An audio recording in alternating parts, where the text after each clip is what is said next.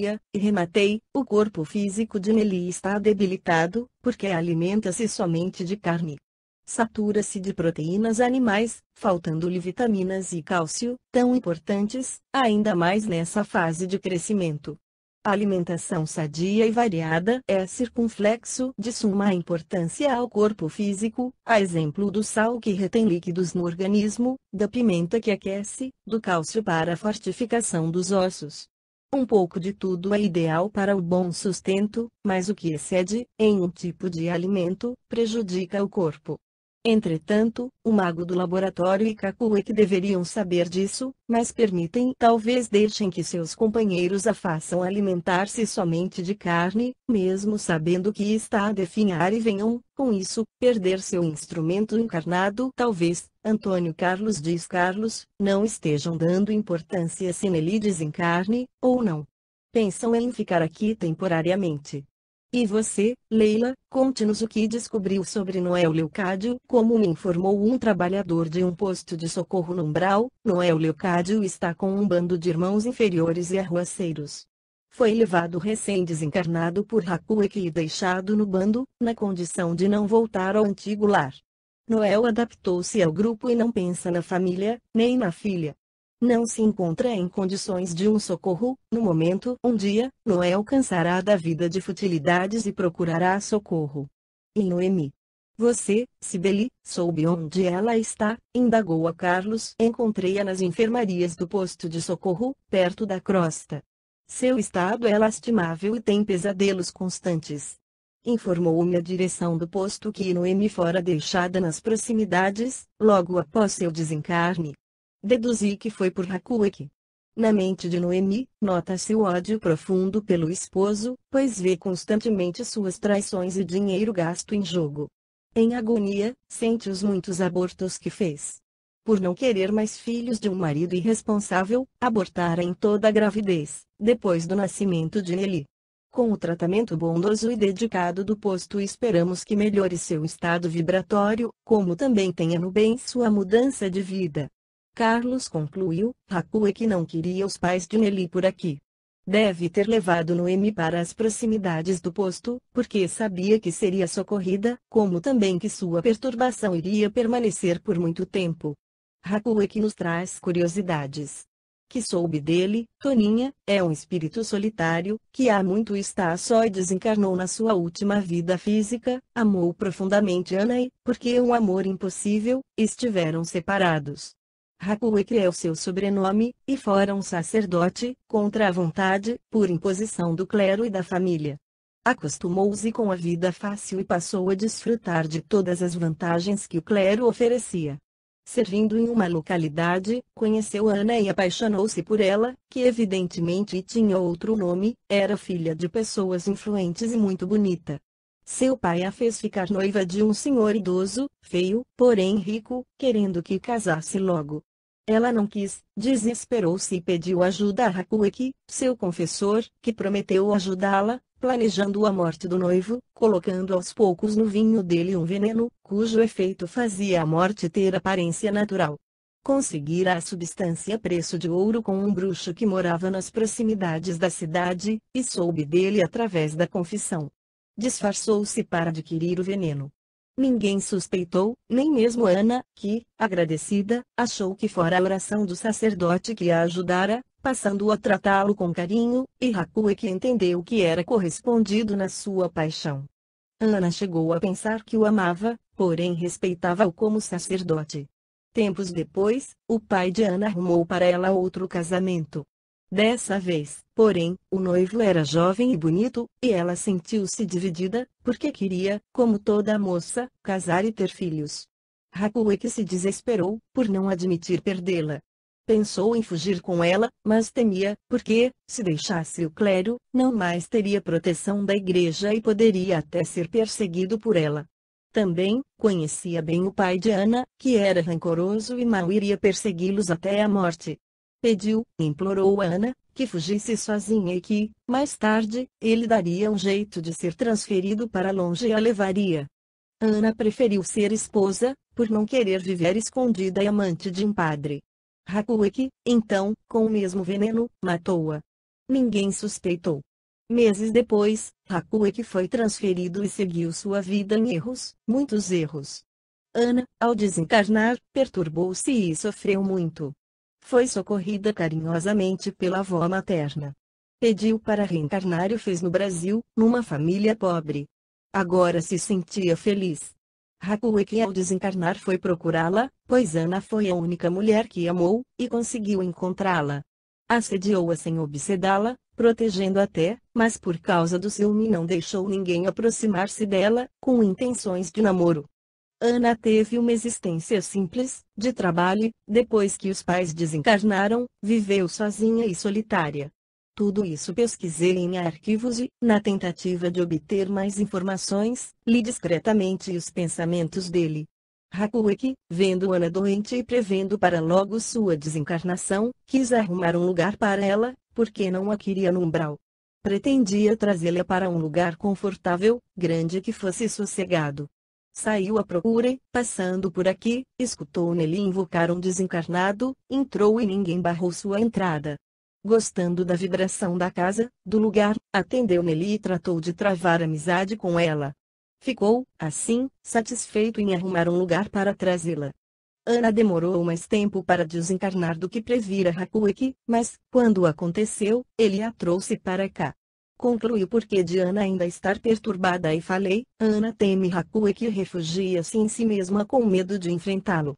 Por mais que ele se esforce, não consegue despertá-la desse torpor em que se encontra. No seu amor egoísta, não percebeu que Ana nunca o amou e que, na encarnação em que teve vida simples e de trabalho, afastou-se dele definitivamente. Carlos indaga Leila, o que poderia acontecer com Ana se não viéssemos aqui? Vamos socorrê-la, não é? Sem dúvida, será a primeira que levaremos, se permitida for nossa interferência. Leila, não se esqueça de que os trabalhadores no bem estão em toda parte, por isso, Ana seria socorrida em qualquer tempo. Se não foi ainda, é porque não se lembrou do Pai, de Deus, e nem clamou por socorro. Mauro, e o laboratorista, que nos diz dele, seu nome é Azek. Estudioso da magia negra, é um mago. Era senhor de um pedaço no umbral, e foi, em determinada época, desafiado por outro mago. Julgando ser mais fraco que o desafiante, temeu perder a disputa, porque sabe muito bem que, para quem perde, restam a escravidão e muito sofrimento. Por isso, fugiu com alguns comparsas. Queria achar um local onde pudesse estudar, preparar-se melhor para disputar forças com outro e, ao mesmo tempo, esconder-se. Um dos integrantes do bando viu José, o motorista, num bar bebendo, acompanhou-o até a chácara, que considerou ideal para a nova moradia. Azek veio, gentil, e pediu a Hakueki que deixasse seu bando ficar aqui por algum tempo. Ele concordou, mas impôs condição, que eles não fizessem algazarra e que, quando trouxesse Ana para cá, ajudassem a cuidar dela, acrescentando que aqui ele sempre mandaria. Azek e os companheiros mudaram-se para cá e parece que vivem bem assim, amigos, conclui Mauro. Local onde não há preces, onde não se vive no bem, é local aberto aos maus. Será que Azek tem muitos conhecimentos? Indaga Toninha. Carlos, após pensar um pouco, respondeu, pelo que vimos no laboratório, Toninha, Azek é estudioso plasmar as plantas que lá estão, necessita de conhecê-las profundamente. Entretanto, utiliza livros, porque não possui conhecimentos na memória. Deduzo que são pesquisas de que lhe foram dadas ou confiadas. Carlos, Azek poderá ser perigoso, indagou Cibele. É imprudência achar que aqueles que servem ao mal, têm forças. Muitos, como Azek, não têm preguiça de pesquisar, estudar e trabalhar, podendo representar perigo para muitos desavisados. Não viemos aqui desafiá-los, mas tentar ajudá-los. Não podemos ignorar que Azek não deseja nossa ajuda e que, por isso, poderá atacar-nos, ou defender-se, por julgar que apenas se utiliza de sua liberdade. Só que, meus amigos, quem serve ao mal, escraviza-se a ele. Devemos ser cautelosos, porém nunca medrosos. Dessa forma, Cibele, se Azek é perigoso, não o será para nós. Calamos por instantes e Carlos retomou as palavras, completando a informação que faltava. Pesquisei as encarnações de Nelly, para que possamos entendê-la e ajudá-la. Teve nossa garota muitas encarnações, Resumindo, o mais importante para nós é saber que por diversas vezes dedicou-se ao ocultismo, sendo considerada quase sempre como bruxa e fazendo o mal. Na penúltima encarnação, presa pela Inquisição, teve o corpo queimado e guardou muito ódio. Desencarnada, vingou-se de todos os que a condenaram, satisfeita na vingança, veio para o Brasil e, pela bondade do Pai, recebeu a graça da encarnação para o reajuste. Nasceu negra e escrava, entretanto não aceitou sua posição e revoltou-se. Procurou, então, uma forma de extravasar seu rancor nos que a rodeavam, principalmente nos brancos. Juntou-se aos que praticavam os rituais africanos e, como recordasse de muitos feitiços, passou a praticá-los. Desencarnou e foi conduzida por amigos desencarnados ao umbral, onde ficou por algum tempo. Quis reencarnar e escolheu um casal para pais, compulsoriamente. Não tem nele ligação nenhuma com ninguém de sua família, nem com empregados nem com os desencarnados que aqui estão. Não se apegou a ninguém e, por isso, é fria e indiferente, parecendo incapaz de amar, de querer realmente bem alguém, embora tenha, a seu modo, gostado de sua mãe nesta encarnação. Deduzo, Carlos falou Fabiano, que por herança do passado, foi fácil para Nelly usar o tablado e, agora, conversar com Hakuek sem ter medo. Sim, é verdade, Fabiano, grandes são nossas responsabilidades ao aprendermos o ocultismo e usá-lo para o mal. Somos reflexos do nosso passado e construímos no presente o que seremos amanhã. Vamos, amigos, tentar obter algumas informações que nos faltam, a própria casa. Entremos. Anoitecia e a casa estava quase às escuras. Havia luz no quarto de Nelly e na cozinha. Ao entrarmos, vimos Gema acender as luzes da sala de jantar, para servir a refeição. Os desencarnados, então, rodearam a mesa com disciplina. Nelly, vem jantar, gritou a serva. A menina desceu as escadas, em silêncio, sentou-se e começou a se servir. Novamente o cardápio era carne de ovelha, quase crua. Vamos subir, disse-nos Carlos. Obedecemos aliviados, pois não era de bom gosto ver aquele repasto. É necessária nossa concentração em torno dos objetos e da asa, procurando ler seu astral e conhecer os acontecimentos que os faltam, como, indaga Leila pela psicometria. Esclarece Carlos. Podemos, cara Leila, definir a psicometria como a leitura da memória das coisas. Paredes, mobiliários, assoalhos e teto possuem a virtude de receber e conservar eflúvios vitais de acontecimentos ou de fatos marcantes vividos em sua presença, os quais podemos ler, agora, através da concentração. Entretanto, são informações do ambiente ligado ao objeto e não da matéria que o constitui. Ou, para nos entendermos melhor, são acontecimentos humanos que registram, na matéria, a própria história. Não é difícil para nós, desencarnados, usar a psicometria, pois basta a concentração com o firme desejo de ler o astral dos objetos. Comecemos pela sala de trabalhos, lugar preferido de Noemi, mãe de Nelly. Olhemos fixos nesta tela de pintura inacabada. Enquanto Carlos falava, acompanhávamos interessados sua orientação e concentramo-nos na tela. Vimos, então, a figura de Noemi, apresentando-se como uma pessoa sem muitos atrativos, de estatura miúda e magra. Mostrava-se pensativa, e a figura do esposo vinha-lhe à mente, pois queria tanto que ele mudasse a forma de viver, mas estava piorando a cada dia. De repente, vimos Nelly entrar. Estava diferente, era mais saudável, corada e arrumada. Aproximou-se da mãe e disse: Mamãe, Hakuek pediu-me que lhe falasse. Não é mais para a senhora fazer o que pretende, porque seu corpo está fraco e poderá morrer. A resposta foi seca, não amole.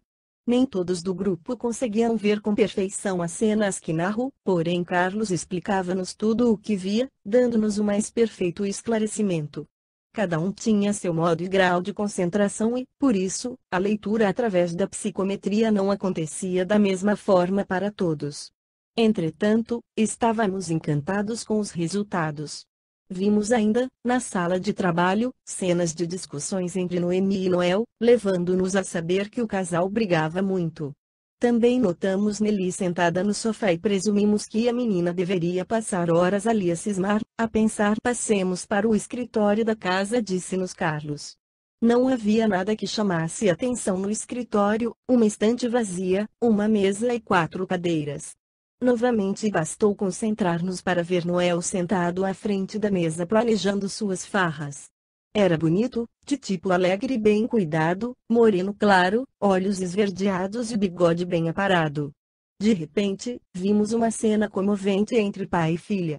Nelly entrara no escritório e pedia, implorava chorando ao pai, que não se casasse novamente. Noel respondeu à filha cinicamente: você não manda em mim, pirralha. Vou me casar. Vá choramingar com seu Hakueki e não me amole. A menina respondeu ao pai no mesmo tom, desafiando, e Noel bateu-lhe no rosto, jogando-o ao chão. O tapa forte feriu seu rosto, que começou a sangrar. O pai saiu indiferente e ela ficou caída dizendo palavrões, chamando Hakueki como o pai recomendara. Hakueki surgiu e entendemos que ele via-o claramente. Ajoelhou-se ele ao seu lado, à maneira de um serviçal, sem entretanto demonstrar nenhum carinho. Ajuda-me, Hakueki, ajuda-me, disse Nelly, chorando alto. Que quer que faça? Responde ele. Que meu pai não se case. Você está certa não querendo casamento, porque, casado trará a idiota da esposa para cá e certamente vai querer mandar na casa, que é sua, por herança de sua mãe. Não é bom ter estranho por aqui, pois vivemos tão bem. Só que, minha menina, sabem que seu pai não presta, e é um namorador incorrigível. Se o separarmos desta, em pouco tempo arrumará outra, portanto o melhor seria se sumíssemos com ele. Hakueki silenciou. Nelly, que ainda estava caída, deitada no chão, sentou-se interessada. Mais calma, parou de chorar e indagou, como? Hakueki responde calmamente, matando-o. Se seu pai morrer, ficará com tudo e será dona de si mesma. Sua tia não a molestará, pois é fácil afastá-la. Noel não serve para nada e, se continuar a jogar, poderá acabar até com o que é seu, com o que sua mãe lhe deixou. Se ele morrer, você ficará com os criados e comigo, que nunca abandonarei. Se concordar, faremos tudo parecer acidente e ninguém desconfiará. Nelly respondeu com firmeza, sem vacilar. Quero. Meu pai deve morrer e farei como recomendar. As figuras se apagaram e Carlos, com um sinal, levou-nos para a escada. Concentremo-nos na escada, amigos, e veremos o que podemos sondar nela. Cenas sem importância surgiram, um operário que se machucou ao montá-la, cenas com os ex-moradores, mas apareceu o que nos interessava, Noel e Nelly. Estavam os dois no alto da escada, o pai da menina ia sair, passear e ela despedia-se dele. Volte cedo, papai. Como é bom vê-la boazinha, filha. Precisou levar um tapa, ontem, para ficar obediente. Voltarei cedo, amanhã, riu. Nelly fuzilou-o com o olhar, porém sorriu. Despreocupado, Noel começou a descer a escada, quando Nelly deu-lhe um forte empurrão, fazendo cair e rolar pelos degraus, só parando embaixo.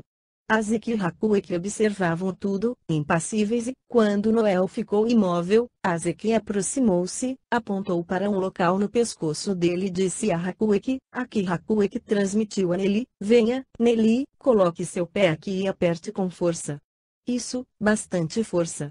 Nelly seguiu a orientação de Hakueki, vimos-la descer as escadas com calma, colocar o pé direito no local indicado e apertar com força. Basta, exclama Azeki morreu. Pronto, Nelly diz Hakueki, pode chamar os criados. Nelly retirou o pé, friamente olhou o pai e começou a gritar, acudam. Socorro. Gema, José, Senhor João. Papai caiu da escada. Azeki e Hakueki em operação rápida, demonstrando conhecer o que faziam, desligaram Noel espírito do corpo e saíram.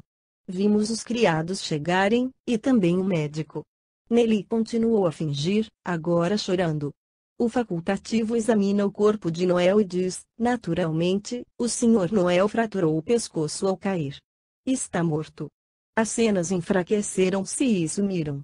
Cibele exclamou, Nelly matou o pai, ajudada por Azeki e Hakueki completa Toninha, ao mesmo tempo que indaga, Carlos, Nelly é culpada desse crime, Toninha responde Carlos, nosso livre-arbítrio é respeitado pelo pai, por Deus.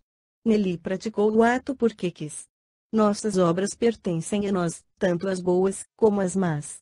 Os três participaram do crime, e todos têm sua parcela de culpa.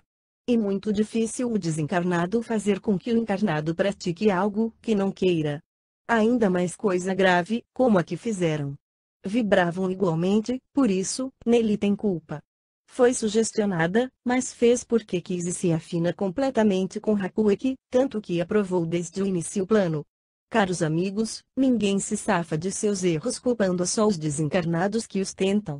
Tentações e maus conselhos por parte de desencarnados sempre houve e haverá, porém cabe a cada um de nós, ou do encarnado, aceitá-los, ou não, como também há os bons conselhos vindos dos obreiros do bem, que podemos rejeitar ou não. Após um instante de silêncio, Mauro exclamou: a psicometria é fantástica. Já a conhecia pelo estudo, porém é a primeira vez que a uso. Sim, fala Carlos, é bom utilizá-la para captar acontecimentos em torno das coisas. Em nosso caso, podemos conhecer o modo como Noel desencarnou.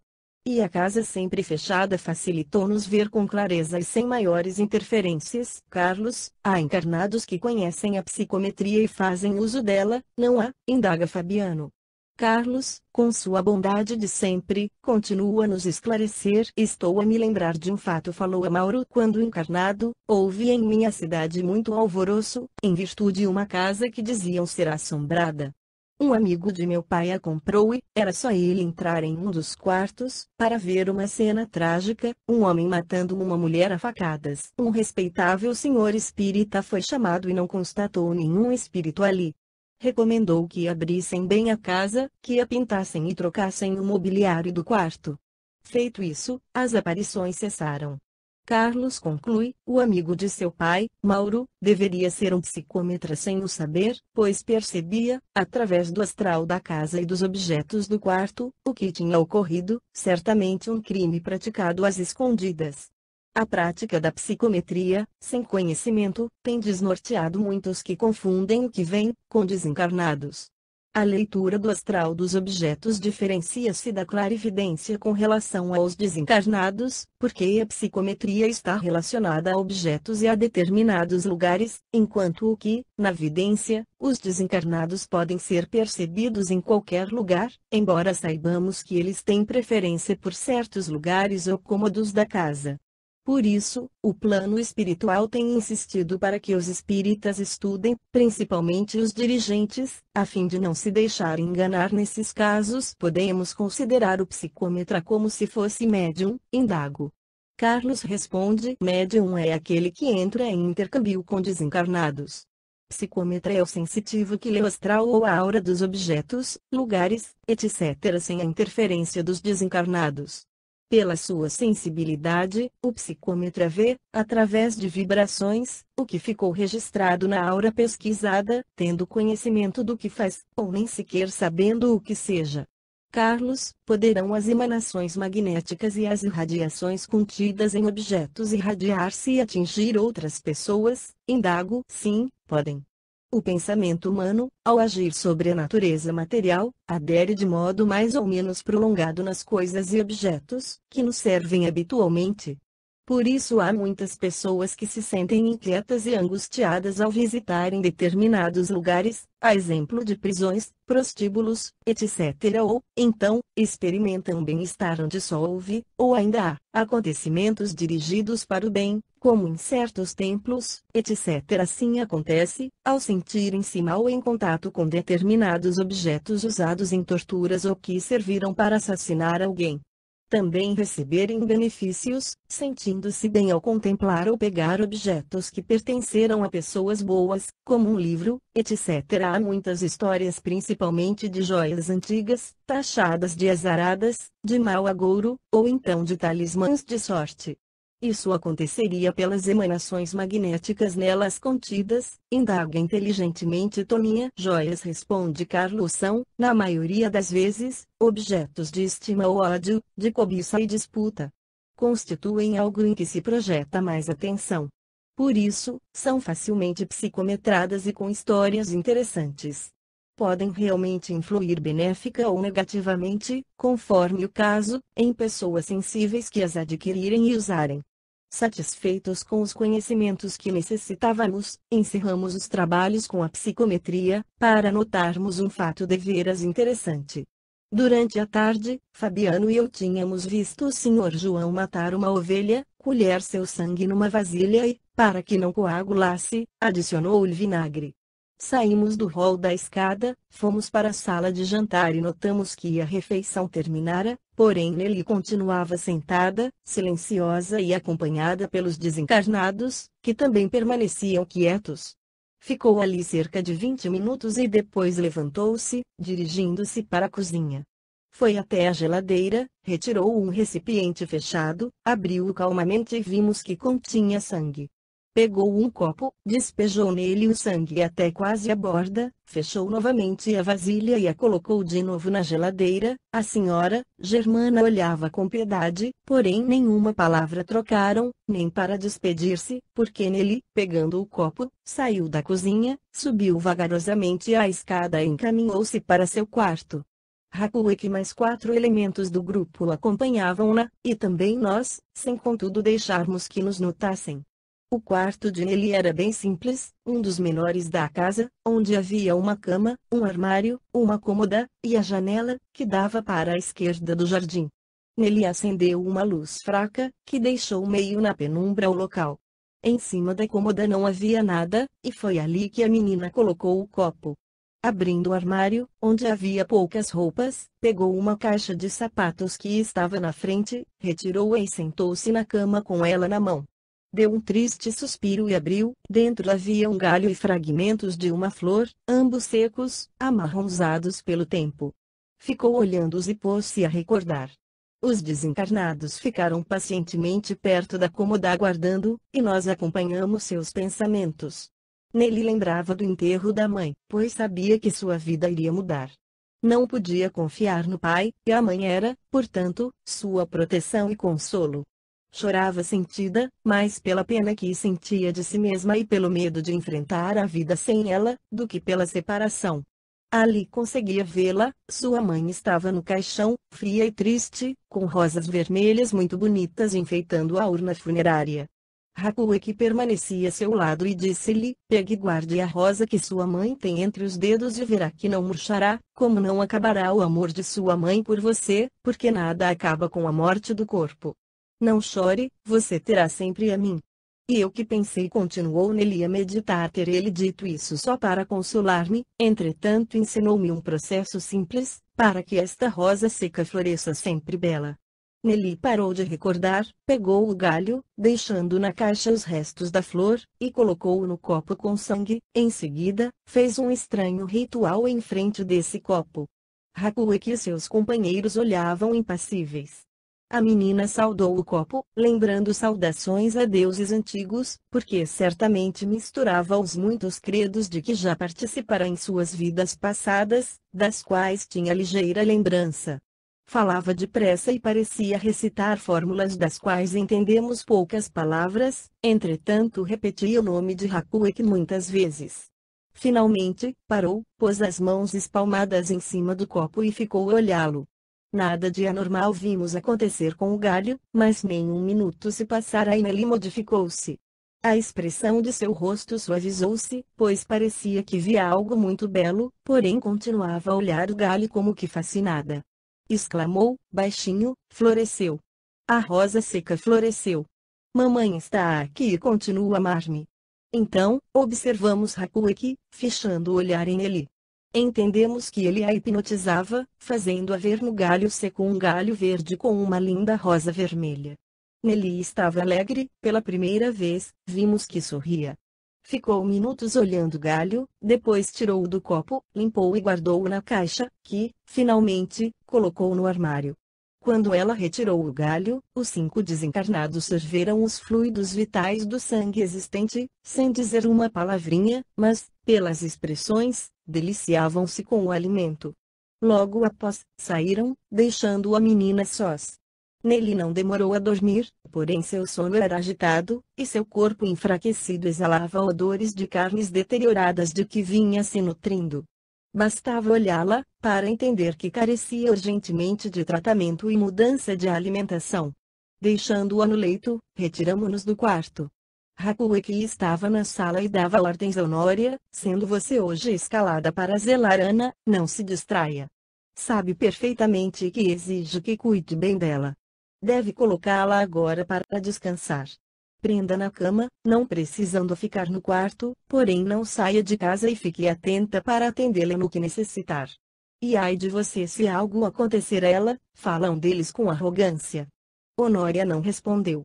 Hakueki e os outros 4 que estavam no quarto, saíram acompanhando José, o motorista. Azeki encaminhou-se para o porão, certamente para estudar, e Honória tratou logo de cumprir as ordens. Segurou na mão de Ana, fazendo com que se levantasse e a seguisse. Encaminharam-se para um dos quartos, entrando em um que, para os encarnados, estava fechado. Acomodou Ana no leito material e ela ficou quieta, indiferente. Honória pegou uma corrente de material mental, de fluidos, plasmada por eles, colocou no pé direito de Ana e fechou o cadeado, verificando se estava bem presa à cama. Os desencarnados usam muito objetos plasmados, sendo que os bons fazem-no para coisas úteis, porém os seguidores do mal utilizam-nos como instrumentos de tortura ou enfeites. A corrente assim modelada pode incomodar um encarnado, sem encarcerá-lo, mas prende, imobiliza, um desencarnado como Ana. Honória, usando uma manta também plasmada com fluidos, cobriu Ana e afastou-se, deixando-a imobilizada. Foi sentar-se na varanda, bem embaixo do quarto onde a deixara, para descansar. Caminhamos para o canto do jardim, onde nos encontraríamos. A noite estava quente e estrelada, reinando silêncio, que era quebrado pelos insetos ou ruídos distantes de animais. Aqui não há cães, observa Leila. Havia, responde Mauro, porém escutei de Gema falar que eles incomodavam a menina Nelly, com seus latidos, e que ela e José mataram todos. Lendo as lembranças da senhora Gema, detectamos que mataram os animais a tiros de espingarda. Deduzi que os cães percebiam a presença dos desencarnados, ladrando muito, e Nelly resolveu matá-los, para que não a importunassem mais. Após uma pausa, Carlos esclareceu-nos, sem esperar as indagações que certamente viriam, porque estávamos curiosos para entender as estranhas cenas que presenciamos. Vimos Honória prender Ana, certamente porque Hakueki não queria que fugisse. Os desencarnados que aqui estão, usam objetos materiais e complementam, conforme suas necessidades, com aqueles que plasmam. Descobrimos que sabem modelar os fluidos, pelo que vimos no laboratório observando os que Honória usou. Podem fazer qualquer objeto, indago. Desde que conheçam e saibam, podem, respondeu Carlos. Porque Hakueki faz nele ver no galho seco a rosa florescer. Quis saber se Beli presenciamos ali um ritual. Os rituais dão confiança às pessoas acostumadas a eles. E, pelo que soubemos do passado de Nelly, usava rituais de magia nos seus trabalhos. As palavras que pronunciou são uma mistura de lembranças, porém sem coerência e sem necessidade. O que aconteceu foi porque Hakueki a hipnotizou. Não entendo bem a razão de ele fazer isso. Talvez fosse para que se alimentassem de sangue, mas poderiam fazer isso no sacrifício dos animais e durante as refeições. Pode ser, também, porque, com o decorrer do tempo, Hakueki passou a querer bem Nelly, assim, quisesse consolá-la. Ao pedir que pegasse a flor, usou esse estranho processo e continua a fazê-lo diariamente para alegrar a menina. Assim, Nelly sente-se feliz ao ver a flor seca transformar-se. Ela vê Hakueki. Será que não gostaria de ver a mãe? Indaga Fabiano. Acho que nunca pensou nisso, mas se quiser é fácil Hakueki hipnotizá-la, fazê-la ver a mãe e até falar com ela. Ou também plasmar em si mesmo ou em outros deles a imagem de Noemi, esclarece Carlos. Isto é fácil a Hakueki, que conhece e estuda, como também deve ser a Azeki. Podem plasmar qualquer imagem, só não podem ter a mesma vibração. Enganam imprudentes que não aprendem a distinguir os desencarnados bons dos maus pelas suas vibrações e carismas e não só pelas imagens. Não se podem igualar as vibrações, não podem demonstrar fazer sentir as irradiações, porque eles não as possuem boas.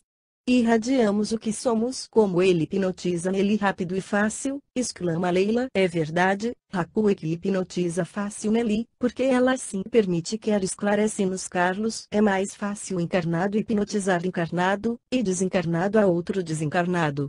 Um desencarnado hipnotizar a um encarnado é bem mais difícil. Neste caso torna-se possível, porque Nelly afinase com ele gosta de ver a rosa florir. A liberdade de cada um é muito forte para que outro anule, só com a permissão do próprio é possível.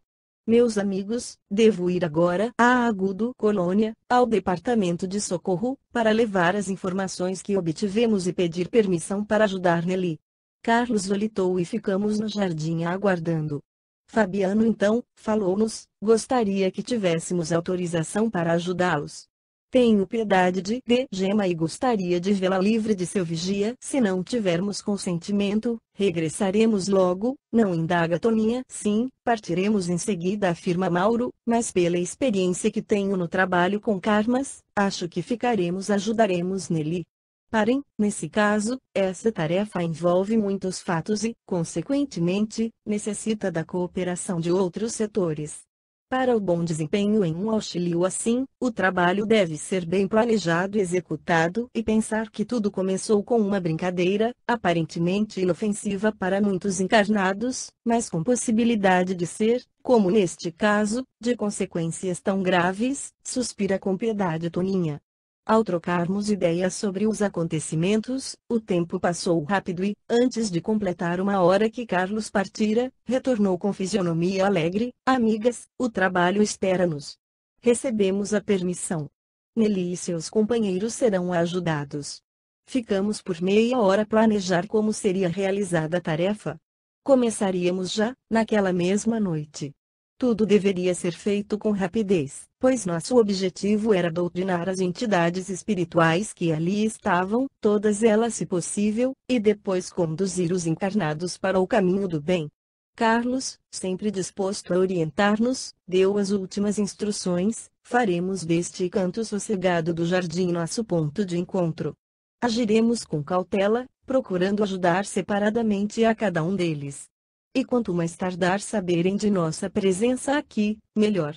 Trabalharemos em grupo, pois não é aconselhável agirmos sozinhos. Primeiramente libertaremos Ana, mas, para isso, precisamos isolar Honória, para que não perceba. Vamos, claro, realizar a ajuda no menor tempo possível. Nelly corre risco de desencarnar, se continuar com essa alimentação errada. Caminhamos para perto de Honória e Carlos fez um círculo magnético em sua volta. Ela nem notou, continuando quieta, sentada e distraída em seus pensamentos. Entramos no quarto onde Ana estava, e Carlos, com um simples toque das mãos, abriu a corrente. Dirigiu-se, então, às nossas companheiras, Toninha e Leila: por favor, levem Ana para uma de nossas enfermarias na colônia, deixem-na instalada e voltem. Lá, sem a presença de Hakueki que a intimida, e no ambiente salutar da colônia logo se recuperará e ficará boa. Toninha e Leila acomodaram Ana em seus braços e volitaram. Bem, diz Carlos, ajudemos agora Gema. Vamos conversar com seu vigia. Fabiano sorriu, e suspirou, queria tanto isso, livrar Gema de seu vigia. Posso, Carlos, dar um passe nela e limpá-la dos fluidos nocivos? Sim, Fabiano responde, nosso instrutor pode ajudar a senhora Germana, porém não conseguiria só com um passe limpá-la desses fluidos pesados, porque são muitos e, por aqui, tudo é saturado de energia negativa. Porém, enquanto conversamos com o desencarnado, preste-lhe auxílio. Entramos nas acomodações do casal. No quarto simples e pequeno, Gema preparava-se para deitar, enquanto que o esposo, Sr. João, já estava repousando. Os dois deveriam estar na faixa etária dos 60 anos, entretanto pareciam muito cansados, desanimados e tristes.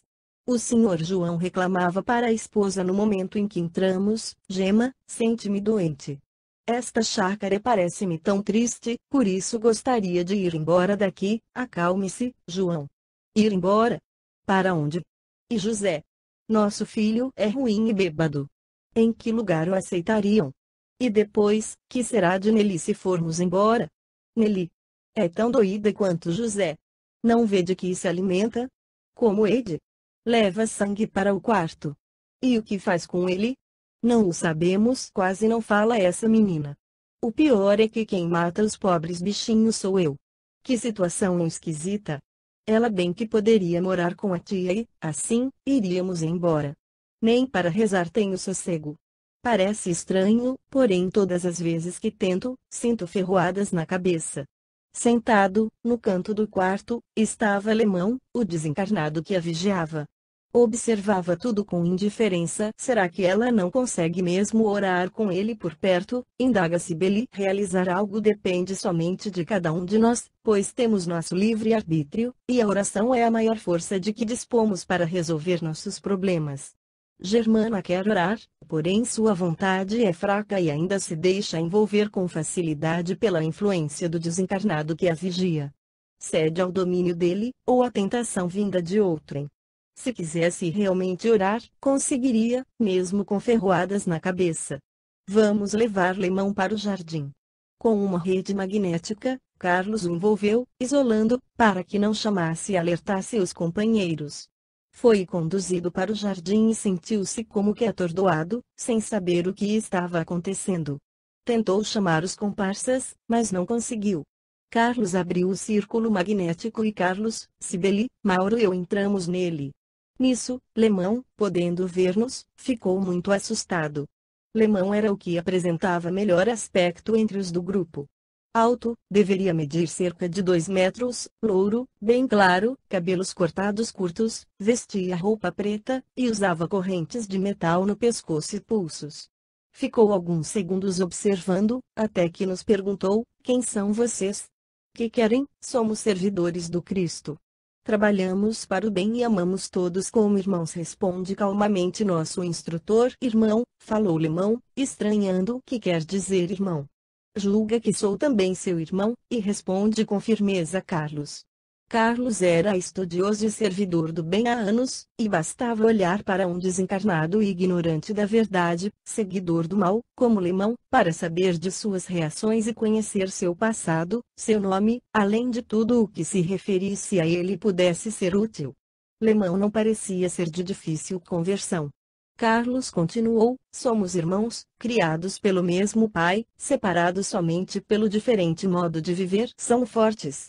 Quero dizer, vocês podem mesmo, se pensa que tememos a Ezequiel ou Hakuek, engana-se. Não tememos semelhantes irmãos que, temporariamente, escravizam-se no mal. Fala Carlos, eles são perigosos. Lemão muda um tom de voz e fala bem baixinho. Por que nos diz isso? Indagou Mauro. Bem, fico sempre do lado do mais forte. Estou mesmo desorientado, com medo e não sei o que fazer. Não sou bobo, sou inteligente, e sei que, se vocês me prenderam, não conseguirei fugir. Que farão comigo? Serei seu escravo. Os seguidores de Cristo não fazem escravos. Falei, lutamos para libertar todos e para que sejam felizes. Conversas. Lemão tenta sorrir. Sabemos que os bons são intrometidos e que fazem maldades a nós, pobres moradores do umbral. Se você nos considera bons, como é que, sendo bons, fazemos coisas ruins? Por acaso já comprovou se praticamos o mal? Indagou Carlos. Não, só me disseram, suspira Alemão. Afinal, dizem tantas coisas, mas a principal é para que não fujamos nem procuremos os do Cordeiro. Não tem vontade de mudar de vida? Indagou Cibele. Sim, moça, tenho. Mas sinto medo, e meu medo faz com que obedeça e fique quieto. Sei que erro, porém não vejo outro recurso. Estou no mato, sem cachorro. Se desobedeço, sou castigado. Se procuro os bons e eles não me quiserem, estou enrascado. Ou, se os bons me aceitarem, fico escravo deles. Engana-se, Mário, não queremos escravos, mas, sim, amigos e irmãos. Bondosamente expressou-se Carlos. Como sabe meu nome? Lemão arregala os olhos. Conhecemos muito de você.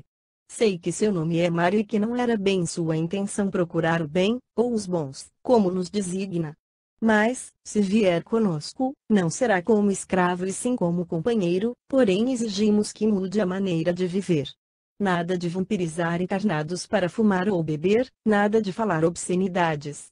Deverá respeitar todos e aprender a amar os outros como a si mesmo. Isso não é difícil. Gostar de quem nos quer bem, é fácil. Porém, Lemão arrebata Carlos, todos somos amados igualmente por Deus. É como filho amado que ele lembra agora de você, por nosso intermédio, convidando-o a mudar de vida e nos seguir. Lemão permanece quieto e pensa rápido no que ouvira. Vê cenas tristes de sua vida no umbral. Olha para cada um de nós, analisando-nos. Vocês são felizes? Indagou. Sim, porque somos livres, porque fazemos o bem, porque amamos. Respondo. Se eu for com vocês, eles podem pegar-me. Não. Vocês garantem? Sim, porque para onde você vai, eles não podem ir. Mário, queremos levá-lo modificado. Arrependa-se de seus erros, peça perdão a Deus, faça um propósito de emendar se queira ter outro tipo de vida, expressou Carlos. Lemão começa a ver seus erros. Vem-lhe à mente as cenas dos acontecimentos vividos por ele, independentemente de sua vontade. Inquieta-se ao princípio e depois chora. Seu pranto é sincero, pois sente vergonha e, no momento, tem vontade de mudar de vida, de ter paz e tranquilidade. Em voz alta, brada: Deus! Ó Pai, perdoa-me! Carlos abraça-o, e ele se admira com o carinho que recebe, dizendo comovido: ajudem-me. Levem-me com vocês. Mauro e Cibele levaram-no para a colônia, onde seria deixado numa de suas escolas, apropriada para a recuperação de espíritos que, de seguidores das trevas, receberiam a luz do aprendizado do bem. Toninha e Leila, que haviam deixado Ana para tratamento na enfermaria da colônia, reuniram-se a nós, e Fabiano, que havia ficado com D. Gema, contou-nos, alegre. D. Gema conseguiu orar e chorou emocionada. Agora ela e o Sr. João dormem sossegados, conseguimos converter Lemão, exclamei, contente. Não se entusiasme tanto, Antônio Carlos, porque Mário, o Lemão, era o mais fácil, falou Carlos. Lemão não era mau realmente, e estava no bando por comodismo e medo. O fato é que se cansara da vida que levava, porém, por falta de coragem e fé, nela continuava. Com o retorno de Mauro e Cibele, aproximamo-nos de Honória, que continuava sozinha e distraída, pensando e recordando seu passado. Entramos no círculo magnético em que a tínhamos deixado, porém ela não nos percebeu e Carlos a motivou a continuar pensando, recordando, e nós seguimos seus pensamentos. Honória pensou na vida simples e pobre que tivera quando menina. Mocinha, conhecera Maio, apelido de seu companheiro Jair, e com ele foi morar. Era ele chefe de um bando de ladrões. Residiam, ou melhor, escondiam-se, ela e outras mulheres do bando, na montanha, lugar de difícil acesso, onde o grupo de homens ia e vinha após seus assaltos. Teve 5 filhos, mas 2 morreram logo após o nascimento. Um deles, o segundo, Luiz, era meigo e bom, uma flor no meio dos espinhos. Os outros 2 pareciam com o pai, desde meninos, acompanhavam-o e já roubavam. Luiz não queria seguir os exemplos do pai, não gostava de acompanhá-lo e tudo fazia para ficar com Honória, e ela, como mãe, defendia-o, dizendo que ele não iria para ficar cuidando dela. Maio começou a forçá-lo a roubar e, não conseguindo, passou a odiá-lo. Honória amava o filho, porém achava que também deveria seguir o pai e tudo fazia para convencê-lo. Luiz, entretanto, era diferente, de gênio bom, repartia tudo o que tinha com os outros, gostava de trabalhar, mas honestamente. Um dia Luiz disse a ela que ia embora, que partiria para longe e ela contou ao marido. Maio ficou furioso e o matou. Honória chorou, sentindo a morte do filho. Depois de desencarnarem todos, ela nunca mais viu o filho assassinado. Ficou com Maio de bando em bando no umbral, juntamente com os outros 2 filhos que, no momento não estavam com ela, mas os via sempre e sabia deles. Entretanto, nada sabia de Luiz. Maio não gostava de recordar o passado, continuava grosseiro com ela e não a deixara remoçar, para que não o traísse, e continuasse como sempre a ser sua serviçal. Maio surrava bastante, quando encarnados, e agora na espiritualidade, mostrava-se ciumento, bastando estar nervoso, para descontar nela. Estava sempre com outras mulheres, sendo desde o tempo das montanhas, traía sempre. Tivemos compaixão de Honória, pois havia cometido erros, mas amava seus filhos e doía-lhe o remorso por ter dito a Maio que o filho Luiz ia partir. Boa noite, disse-lhe Carlos. Honória deu um pulo, levando um enorme susto, e olhou com medo. Depois, instintivamente, tentou correr e, não conseguindo passar pelo círculo magnético, gritou por socorro: Maio, Maio, Hakueki, Azeki, socorra-me. Depois de um minuto debatendo-se e gritando, cansou-se, sentou-se no chão e, encolhendo-se, ficou a nos olhar apavorada. Honória, por favor, escute, somos amigos, falou carinhosamente Leila. Não quer conversar conosco? Indaguei. Ela não respondeu e Carlos interferiu. Pensa no seu filho Luiz? Bom moço, esse seu filho, conhece-o? Como ele está? Indagou com voz trêmula. Porque nos teme? Se nos ouvir, verá que só queremos ajudá-la, continuou Carlos. Nunca fiquei presa. Nunca outro bando conseguiu prender-me. Não conheço vocês, nunca vi gente tão esquisita. São educados. Vocês não são do bando do Tonhão, são? A que bando pertencem? Somos membros dos obreiros do bem, se os cordeiros do Cristo, ou seja, os trabalhadores de Jesus, respondeu Carlos, procurando achar um modo de nos apresentar. Estranho, disse Honória, relaxando, vocês também prendem gente, só em casos especiais. Você não está presa, mas provisoriamente dentro de um círculo magnético, para que possa ouvir-nos sem fugir. Respondi. Que querem falar comigo?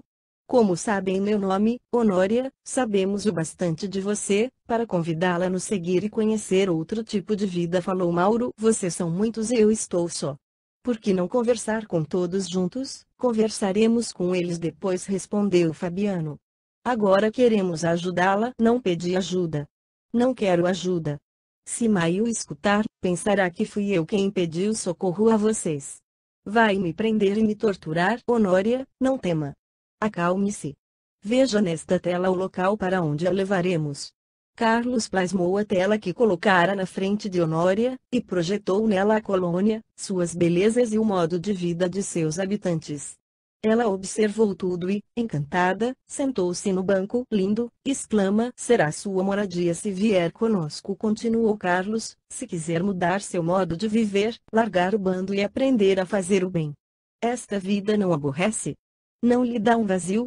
Honória esfregou os olhos, ajeitou a roupa e observou-nos novamente. Como posso confiar em vocês? Não estão me enganando, nós não enganamos ninguém. Nunca ouviu falar de socorristas, dos trabalhadores do bem? Indagou Toninha. Sim, já.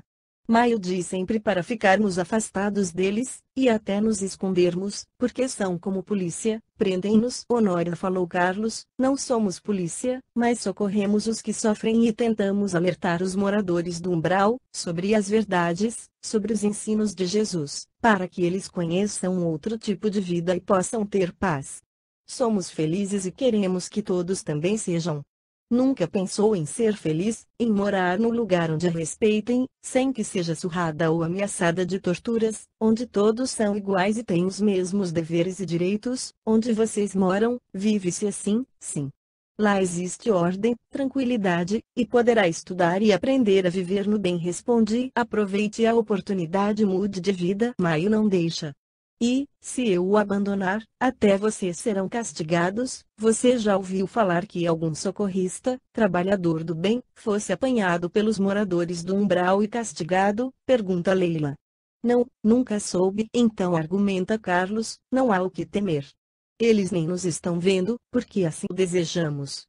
Nossas vibrações são diferentes. Se estiver conosco, nada poderão fazer contra você.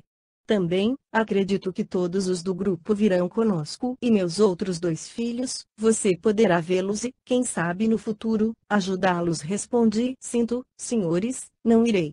Deixem-me passar, pois já conversamos muito. Fico por aqui, que já me acostumei com esta vida. Carlos não desanimou. Você sabe, Honória, que o corpo morre e o espírito continua vivendo. Sabe também que vivemos um período no corpo material, e outro como agora, no plano espiritual, para depois voltar novamente a outro corpo físico? Não sabe. Você deverá encarnar e já pensou como será seu corpo, se continuar errando?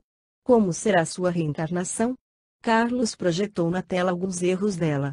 Honória estremeceu, olhando fascinada, e os enganos foram passando, coisas erradas que fizera desde menina, até as mais recentes. Depois projetou um corpo defeituoso, como seria o seu. Honória assustou-se, seus erros e a perseverança no jeito de viver erradamente levarão seu espírito a vestir um corpo de carne assim. Mude de vida, Honória, volte ao bem. Além de medo e humilhação, que mais oferece esse tipo de conduta a você? Quando estava encarnada, você orava. Nunca ouviu falar de Jesus. Venha conosco. Se não quiser vir, teremos que levá-la para esclarecimento, numa incorporação, num centro espírita, falou Mauro. Maio não me achará. Vocês têm certeza? Carlos projetou novamente a colônia na tela e indagou: vocês já foram lá, nesse lugar? Não. Conheço de longe o posto de socorro e nunca conseguimos tirar alguém lá de dentro. Já tem a resposta, falei. Lá começará a vida nova e irá gostar. Sou realmente infeliz, por mais que aparente alegria. Somos infelizes. Quero tentar ser feliz. Longe de Deus, ninguém consegue ser feliz. Distante do Pai, aparentamos alegria, sem realmente a possuirmos. Ninguém é feliz no caminho do mal. Lá, Honória, você encontrará a felicidade e terá paz. Mauro e Fabiano pegaram-na, um em cada braço e volitaram, antes que pudesse mudar de ideia. Carlos explicou-nos: Honória irá para a escola de recuperação e tenho certeza que gostará. Logo que estiver adaptada, não irá querer sair de lá. Foi muito maltratada com Maio e o bando, porém lá receberá carinho e respeito. Encontrará Luiz, o filho, indagou Leila. Poderá saber dele com facilidade, dentro de pouco tempo, pois na colônia terão como informá-la. Conseguirá também ajudar seus outros filhos, em futuro próximo, respondeu nosso instrutor. Com exceção de Azek, que trabalhava no laboratório, os outros desencarnados não estavam em casa. Resolvemos aguardá-los, ficando no jardim. Tentaremos conversar com eles, disse Carlos, procuraremos esclarecê-los, porém, se não conseguirmos, levaremos todos para um centro espírita, dirigido por um amigo encarnado, que é o Sr. José Carlos Bragni. Então, através da incorporação, serão orientados e, depois, levados para uma escola de recuperação. Escola de recuperação? Explica-nos, Carlos, como funciona, pediu Toninha. Carlos não se fez de rogado e, entusiasmado, falou: no plano espiritual, o desencarnado tem muitas oportunidades de estudar. Para os desencarnados que desconhecem até que seu corpo físico morreu, há escolas que conhecemos, onde irão aprender sobre o mundo espiritual. As escolas de recuperação existem em algumas colônias distribuídas pelo Brasil. São locais fechados, onde o aluno não pode sair, até que conclua seus estudos. E dirigida por mestres de conhecimentos, irmãos virtuosos, estimulados a fazer o bem, pelo bem. Hakueki e seus companheiros, espíritos ativos, de muitos conhecimentos, sem contudo serem espiritualizados, quando estiverem doutrinados, vão redimir-se, harmonizar-se e aprenderão a servir ao bem. Essas escolas são muito bonitas, além de bem equipadas. Lá ficam o tempo necessário, meses ou anos, num estudo, que lhes dará a compreensão das verdades eternas. De filhos das trevas, passarão a filhos da luz. Levar para serem doutrinados através da incorporação, é mais fácil, indaga Cibele. O doutrinado irá sentir as vibrações materiais, sentirá como encarnado por minutos, sentirá o corpo físico que há muito não o tem, não gosta e teme só de pensar que voltará a encarnar. Sente-se dominado pela matéria que despreza. Acostumado a dominar mentes, sente-se dominado pelo doutrinador. Todos eles, esses irmãos trevosos, sabem que um dia serão julgados e, ao se sentirem dominados, acham que esse julgamento chegou. No íntimo, reconhece-se incorporado frente a espíritos desencarnados, encarnados maiores que ele, sente que ali achou um caminho para possuir um valor maior, o espiritual. Sim, é mais fácil doutrinar um irmão incorporado, conclui Carlos. Já passava de 1h da manhã, quando José, o motorista, voltou tão bêbado, que mal conseguia sair do carro. Ajudado pelos desencarnados que o acompanhavam, foi para o quarto. O grupo de desencarnados ficou na varanda. Havia muita conversa, falavam baixo e riam muito, diziam palavrões e obscenidades. Após meia hora, Isabelita, outra agregada ao grupo, de aparência jovem, bonita, muito enfeitada e pintada, desceu para o porão para encontrar-se com Azek. Hakuek entrou na casa, acomodou-se no sofá da sala e lá ficou. 4 deles, Tião, Caixão, Ramu e Maio, continuaram na varanda. Carlos disse-nos: vamos concentrar-nos em Tião e fazê-lo afastar-se do grupo. Tião era moreno, alto, quase preto, vestia calça larga e um colete de couro preto. Não tinha mais nenhum enfeite, além de um cinto largo e nele enfiados punhais e facas. Inquietou-se com os fluidos que recebia de nós, calou-se e já nem ouvia mais os companheiros. Insistimos, sugerindo que andasse pelo jardim.